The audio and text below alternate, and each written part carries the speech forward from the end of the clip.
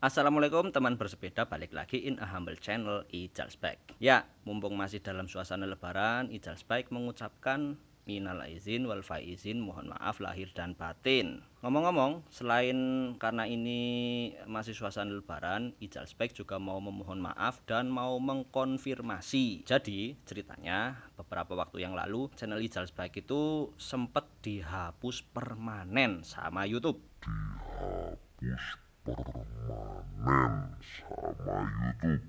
Ya, permanen. Tapi alhamdulillah masih bisa balik lagi. Pertama-tama saya mau minta maaf ya, karena barangkali ada dari teman bersepeda yang akhir-akhir ini melihat video yang aneh, something wrong, yang berasal dari channel Ijals Bike. Jadi itu bukan tindakan saya, itu bukan asli dari perbuatan Ijals Bike. Nah, ceritanya sekitar tanggal 2 atau 3 Mei, channel Ijals Bike itu kena hack. Ya, dihack. Jadi channel Ijals Bike sempat diambil alih sama hacker dan kemudian sama hackernya dipakai untuk melakukan tindakan ilegal. Yang mana tindakan itu melanggar peraturan YouTube dan sepertinya pelanggarannya cukup berat. Sehingga di tanggal yang sama hanya dalam hitungan jam, channel Ijals Bike langsung kena suspend. Jadi langsung dihapus, langsung nggak bisa kedetek, langsung hilang dari internet, langsung hilang dari peredaran tanpa adanya teguran. Saya sendiri nggak tahu pelanggarannya itu seperti apa. Hanya saja yang masuk di pemberitahuan di email saya itu intinya Ijals Bike sudah berganti nama menjadi Binance US. Jadi hackernya itu mengatasnamakan Binance US. Kemudian si hacker itu membuat live stream yang isinya sendiri saya nggak tahu karena dalam hitungan jam itu langsung dihapus. Kalau nggak salah waktunya itu pagi. Jadi antara jam-jam habis sahur itulah, jam habis sahur itu kena hack dipakai buat live stream dan saya nggak tahu live stream isinya apa, kemungkinan besar pornografi atau mungkin juga penipuan sehingga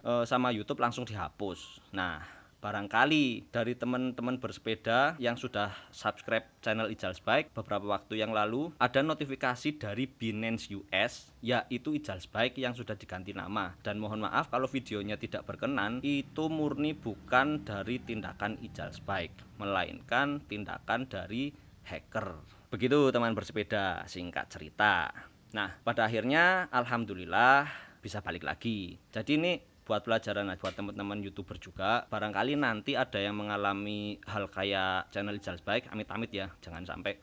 Kemungkinan terbesar kenapa channel Ijals Bike itu kena hack itu berasal dari phishing yang berasal dari aplikasi APK Android non official. Jadi jangan ditiru. Ini saya itu sering install aplikasi yang asalnya itu download dari Google. Jadi bukan dari Play Store. Biasanya aplikasi modifikasi yang tujuannya adalah untuk tujuan tertentu lah, kayak misalnya biar full atau biar yang lain-lain gitu. Nah, itu saya sering menginstal aplikasi modifikasi yang saya download dari Google. Nah, dari situlah hacker mengambil data-data dari email saya. Kemungkinan terbesar seperti itu. Kemudian barangkali ya ada yang sudah terlanjur kena phishing seperti itu, cara mengembalikannya itu sebenarnya cukup mudah dengan syarat yang pertama kita harus punya bukti kalau memang channel kita itu kena hack. Yang kedua, channel kita itu harus bersih. Jadi channel kita juga minim pelanggaran. Berbeda kalau channel kita juga sudah banyak pelanggaran, ketika ditinjau ya nanti malah dihapus beneran. Nah, alhamdulillah channel Ijals Bike itu minim pelanggaran, jadi termasuk channel baik-baik lah. Wong isinya itu juga insya Allah positif ya. Jadi cuma ya sekitar kegiatan bersepeda dan sharing info all about sepeda, terutama MTB. Ya cukup positif lah kalau menurut saya. Jadi mungkin dari YouTube sendiri menganggap channel saya itu memang tidak neko-neko. Yang kebetulan kok ada tindakan aneh nih setelah saya komplain. Nah itu makanya jadi mudah dibalikinya. Nah, untuk caranya sendiri cukup kalau di email itu nanti setelah ada pemberitahuan kalau channelnya dihapus, itu kita bisa mengajukan banding. Nah, dari link pengajuan banding itu kita bisa klik, kemudian kita bisa mengisi data-data yang ditanyakan oleh YouTube dan alasannya apa, kenapa, kemudian buktinya apa, seperti itu. Atau kalau memang dirasa cara itu tidak, kita nggak yakin nih gitu kan, kita masih bingung, ada cara kedua, yaitu dengan cara mengajukan komplain melalui tim YouTube yang ada di Twitter. Saya sendiri mengajukan banding 2 kali. Yang pertama lewat link yang disediakan di email itu, tapi karena saya nggak sabar, sebenarnya masih ditinjau. Saya nggak sabar, saya komplain lagi ke tim di Twitter. Nah, tim YouTube yang di Twitter itu memandu saya untuk melakukan hal yang sama, yang seperti saya lakukan komplain di emailnya, seperti itu. Jadi bisa ngambil salah satunya dari situlah.